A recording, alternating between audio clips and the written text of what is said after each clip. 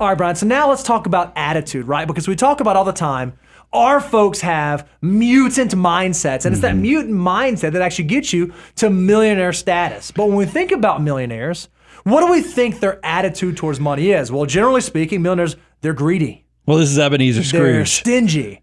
They're stressed about money all the time, and they don't have enough. They don't know what enough is, and they want to build wealth just so they can do, what was it, Scrooge McDuck, who was doing like the back pedal through all the coins and stuff. Well, that's our perception. All of those things lean heavily into what I consider financial misers.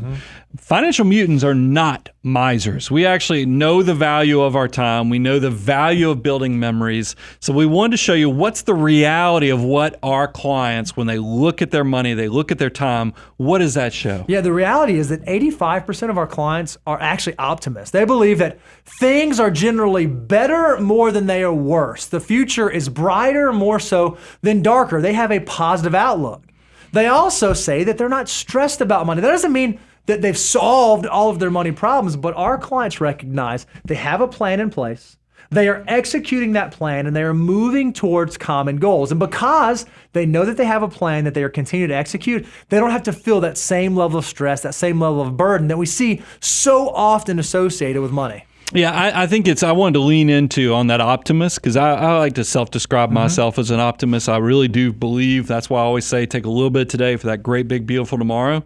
When you contrast that with the general public, 53% classify themselves as pessimists. And that makes me sad. Because that is the opposite of what we're seeing from our clients. So I would challenge you to think about your mindset or your perspective because you control that. And so you know how you're using money as a tool. And by the way, yes, there is only 25% of our clients. I think this is something where we all kind of downplay our situation, classify themselves as wealthy. However, 75% do say exactly what you said. They're not stressed. These things are important to repeat because it lets you know that yes, money it's not going to be the why of your life because it is only a tool, but it is definitely going to give you some facets to where you can enjoy it or lean into what you really do find purpose into.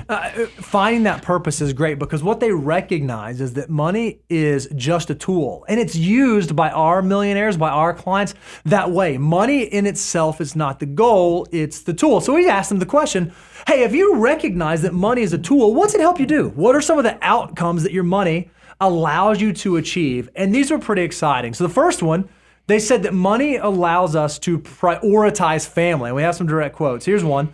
Aggressively saving, live below your means so that you can have a stay-at-home spouse or so that you can both work part-time to spend more time with kids.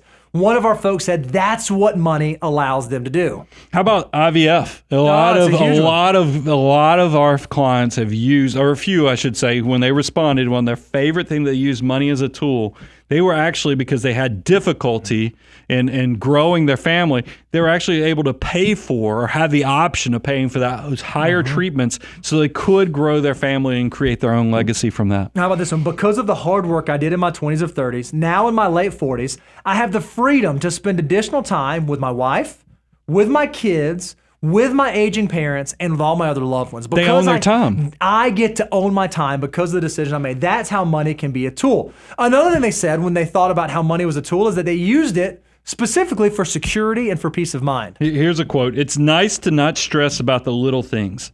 And at this point in our financial journey, we can see the results of saving so much so young. It's a great feeling. That's awesome. Remember how I talk about your older self is going to give you that bear hug and probably even put some stains from their sloppy tears of happiness that they're going to put on you? That is when I read a quote like that, that's the visual I get in my head is they're so happy of those sacrifices, that discipline and deferred gratification from their younger selves. It is bearing fruit now. This one says, you know what money did for me? Money gave me peace of mind, which is priceless. Money was able to provide something that money cannot buy. Another thing, when we asked, okay, what's a way that you use money as a tool? They said, it's freedom. When I think about money and what it allows me to do, it gives me freedom. Yeah, no longer pinching pennies. I recognize that. I traded in my tightwad card years ago, and I think it is because of those sacrifices in the early years that allowed that. And how about making decisions based upon want, not need? Because when I think about my blossoming or bedazzling my basic life, I've done some trips on the cheap. Oh yeah. But I think back, and they still have a very special place in my heart. But now I look at the way we travel and we make memories. It's completely different because that discipline I did years ago has now bared enough fruit that I can do discipline in a completely different way where I get to do the nicer things. I love it. You talk about those blossoming memories. One of the things that our millionaires said in their responses is that money as a tool allowed them to have experiences. Listen, one said, it allowed me to have a career hiatus for 3 years to do passion projects. I was able to step away from the workforce for 36 months because of the decisions I made so that I could focus on my passions before going back to the workforce.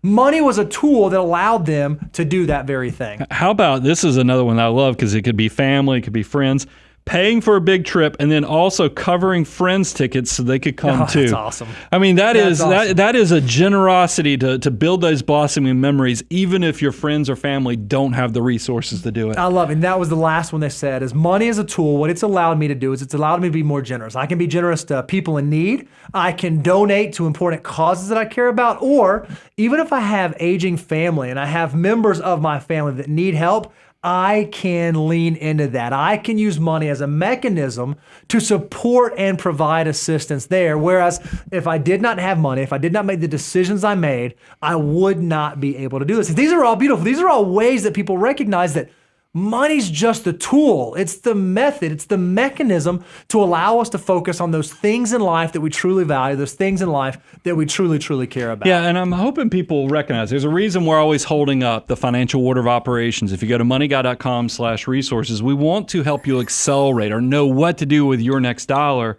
But a key thing that kept coming up with our survey is that people kind of figured out at a pretty young age, or it doesn't have to be just young. That is the ideal. But we did find that discovering when you actually discovered your money could work just as hard as you can with your back, your brain, and your hands is a very important thing, but it did have some varied answers. Yeah, they got serious about their money. This was the question we asked. Hey, when did you start taking it seriously? When did the light bulb go off for you that taking money seriously can have a huge impact on you? Now, 31% of our folks, our financial mutants, said it was before 24. So they got it pretty early. That was the easy path. That was the easy path. But then 25% said, it really wasn't until my late 20s. Listen to this, 32% of our respondents said it was in their 30s. So now we're in the messy middle when it finally took hold, when it finally clicked, when it finally made sense. And then even 12% of our millionaires that are millionaires today said, I didn't actually figure it out to my 40s, but I figured it out and I was able to make very difficult decisions and I was able to move because I still had time to work towards millionaire status. The takeaway from this is that no matter where you are, it's not too late. It's not too late to start taking it seriously today, but don't wait another day. Make sure you prioritize getting serious today. And I think because we get excited about building your army of dollars, letting it work as hard as it can, but you still have to have emergency reserves. So we want to know how many of our millionaires really do prioritize, because remember, the FU has 2 cash steps. It's step 1, which is highest deductibles covered, and then step 4, which is your emergency reserves of 3 to 6 months. When we asked our clients how many of them had emergency reserves and for how long, look at how big these reserves were. Yeah, so 14% said 3 months or less. That's 14% of folks that I would argue still need to work on that. But 39% of our respondents said they have 4 to 6 months. 14% said 7 to 9 months. 18% said 10 to 17 months. And 16% of our respondents said they had over 18 months of emergency reserves built out. Now, these are millionaires. Some of them are retired. Some of them are nearing retirement. Some of them are still in the accumulation phase. What they recognize, though, is that emergency reserves are the oxygen that you need when you need it the most, and they take it seriously, so they prioritized having it in place. Yeah, I mean, I think it's pretty telling that 86% really are practicing that 3 to 6 months and beyond. So that's pretty powerful. And then we often talk about, remember, in part of the financial order of operations, we talk about step 2s, get that free money from your employer. It did not surprise me at all to kind of hear that echo, that confirmation once again that our clients, our millionaires, are utilizing those tax advantage accounts. This was the majority of our millionaires reached 7-figure status in their 401ks first. It's why the FU is so beautiful, because if you follow the financial order order of operations, it naturally forces you to do this. You get your employer match, and then you work through the other steps, and then you do your Roth IRA, and then you do your HSA, and then you do your employer-sponsored retirement. All those are tax-incentivized savings vehicles, and if you're taking advantage of those, not only are you building wealth, you're building wealth in a very effective and efficient manner, and you'll be amazed at how easy it can be or how simple it can be if you'll just take the steps to follow the FOO early on. I think it's important to give our respondents, our millionaires, the last words in today's show. And so we did ask them a question. You said, what would you tell your younger self, or what's the top advice that you could pay it forward? Listen to this. Save early and often. Automate. How often have you heard me that? Make your wealth inevitable. Make those good habits as easy as possible. Have confidence in your plan. Don't be afraid to seek help. Ooh, I like that one. That sounds like graduating through the abundance cycle and taking the relationship to the next level. Avoid debt and beware of lifestyle creep. That's great. Don't let your lifestyle outpace where you are. Give it time. Don't use debt as a bridge. They also said, know your why so that the money is not empty.